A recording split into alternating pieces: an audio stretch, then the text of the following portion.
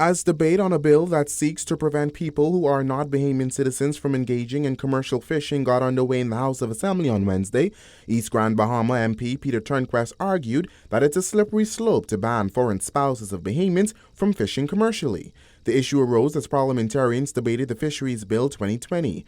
Turnquest says while he supports the bill, the issue of foreign spouses is a challenge for him. It clearly says in the Act that it must be a citizen.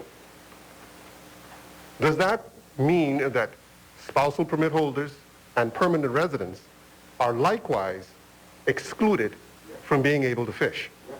And if that is in fact the case, how do we square that with the Constitution and with general human rights? Because I would think that any spouse of a Bahamian should have a right to help support their family. Minister of Agriculture and Marine Resources Michael Pintard, who led debate on the bill, argued that Bahamians missed the opportunity to ensure the exception in the two failed gender equality referendums. I believe the country missed an opportunity in two referendums on the issue of making sure there's parity between Bahamian men and women. We missed an opportunity. The discussion of the Fisheries Bill is not the next opportunity to relitigate that particular issue. That's not what this bill is about. Turnquest said such a law may further discriminate against Bahamian women. I think it's a slippery slope, Mr. Speaker, because if you start with fishing, then is the hotel industry next?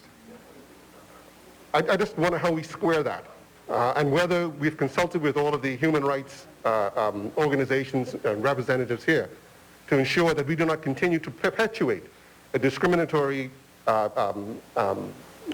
policy against Bahamian women in particular, because let's face it, that's what we're talking about.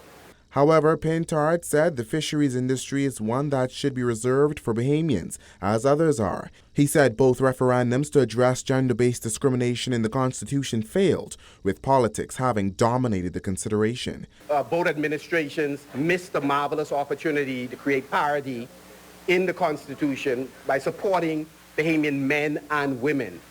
It seemed as if politics dominated those considerations. But that this bill is not the flashpoint to relitigate those issues which we should address.